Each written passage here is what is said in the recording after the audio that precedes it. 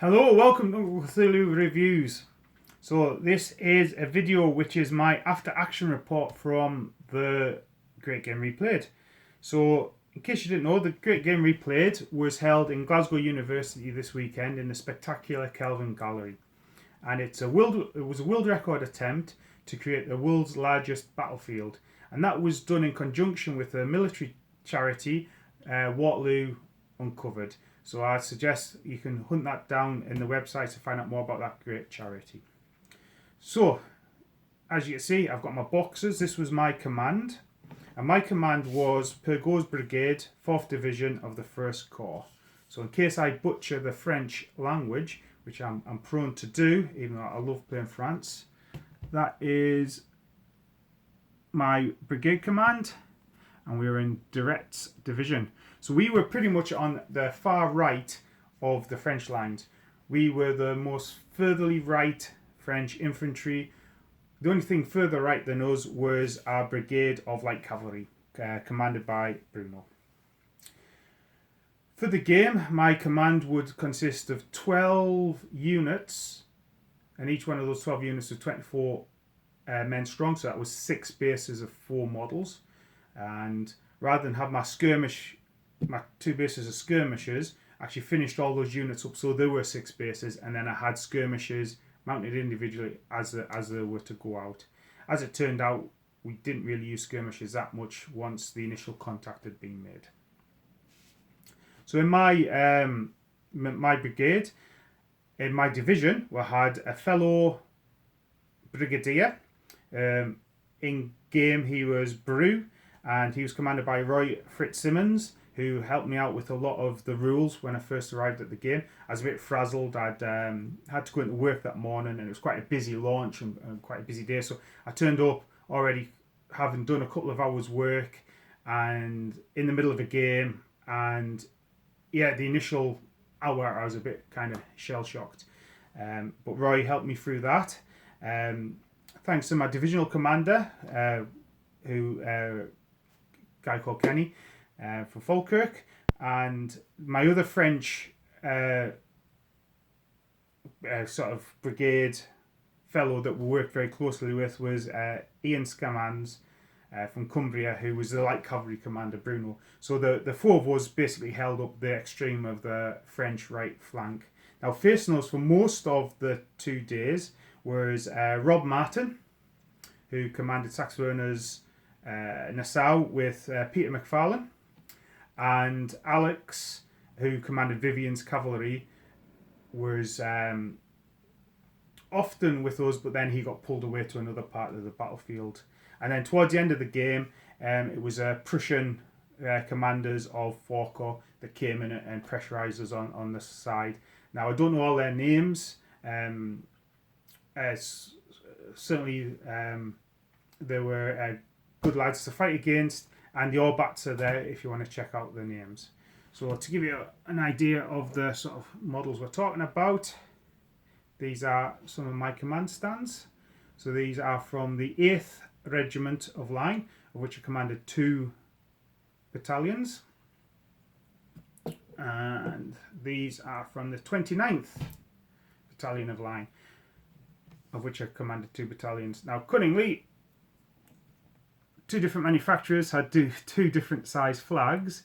So all my 8th had the bigger flag, all my 29th had the smaller flag, so I was able to easily tell the regiments apart on the tabletop.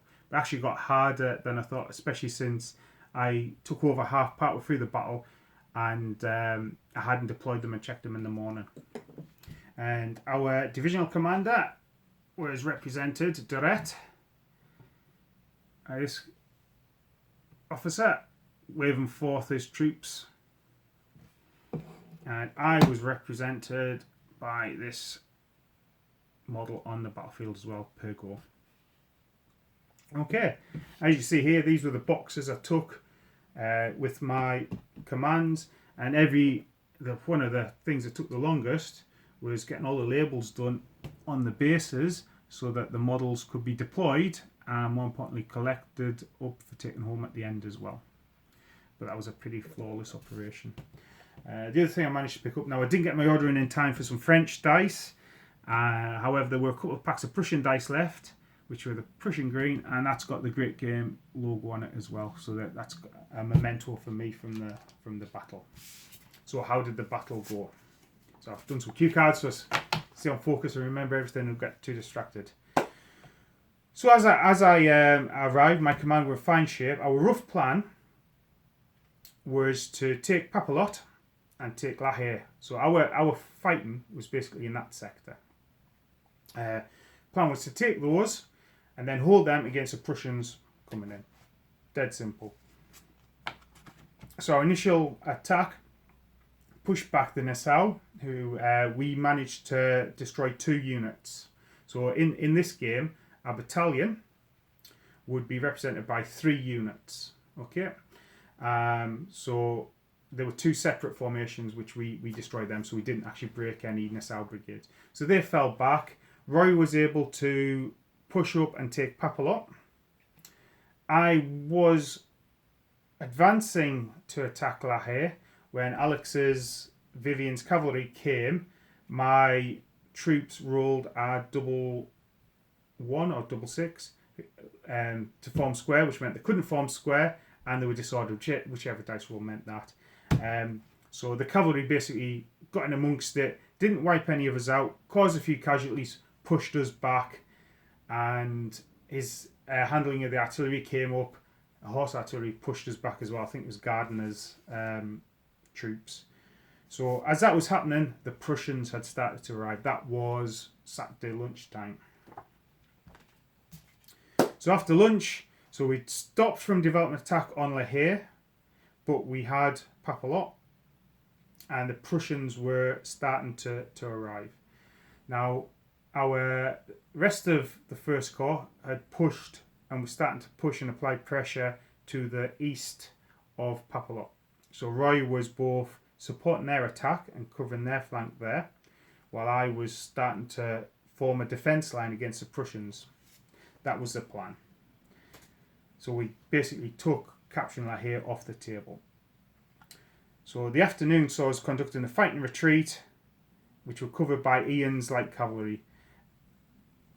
Towards the end of the afternoon, I had lost 2 units.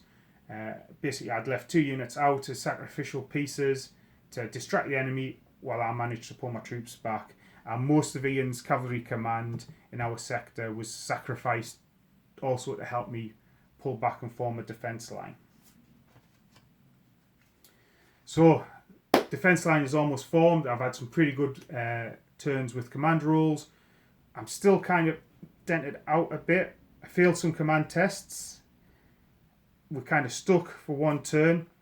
And not only did I fail the command tests that turn, I managed to blunder with my guns. So the idea was my guns limber up, get them far back, and we could form another line with them, or maybe even get them next to Roy's guns, so we could cause some serious damage.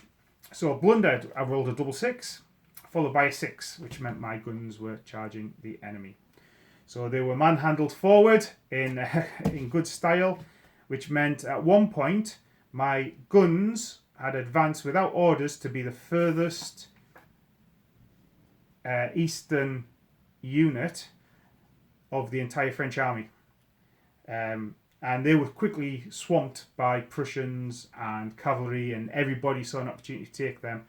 But again, that meant that the Prussian cavalry and the British cavalry and the Nassau were kind of all muddled up, so they would take another couple of a turn at least to get themselves sorted out to advance on us, which give my line time to pull back. So at the end of the day, I had a line. Papillotte was here. Roy had some defenders here. I'd managed to sort of get what was left of my command in a line, come around here with some more battered troops behind, sort of recovering stamina. We had some light cavalry here, and the Prussians were pushing up here and applying lots of pressure. There were Prussians coming up here, about to apply lots of pressure, and the Rob's Nassau ready to push out in advance. So we had pulled our line together, but it looked like it was going to be a tough and bloody morning. I think that's where I was when I did my last update on the morning of Sunday.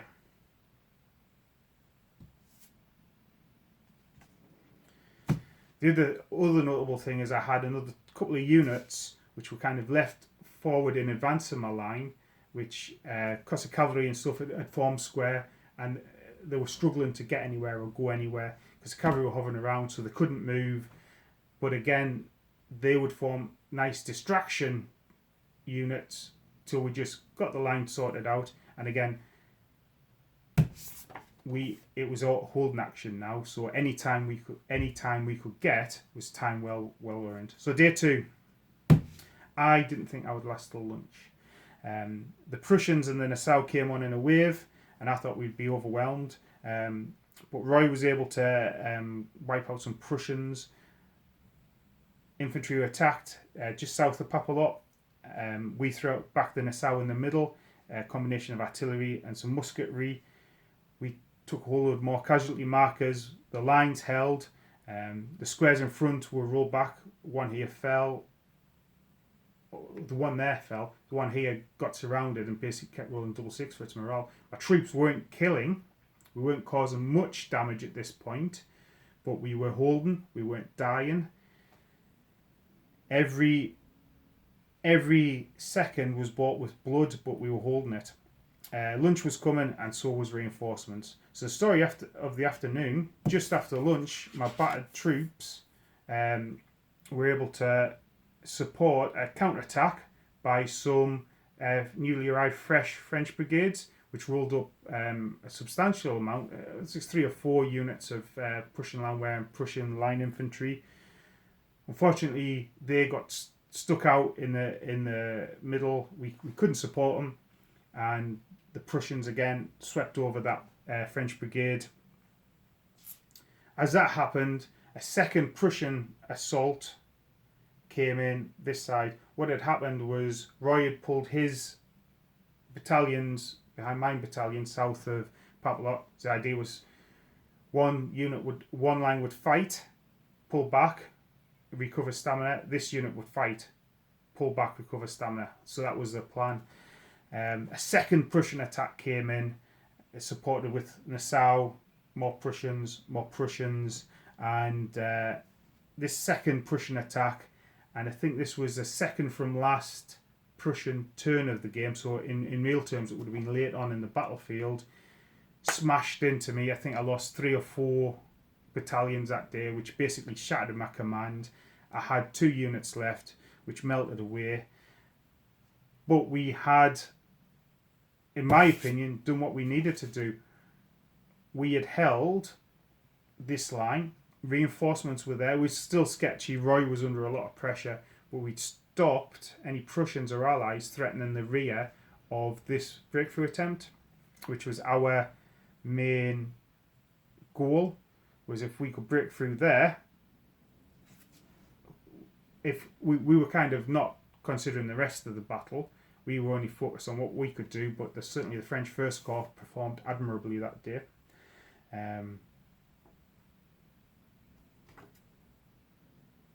So that was it. That was the end of my command. We had died, but we had died hard. We had, in my opinion, held the Prussians as long as we could.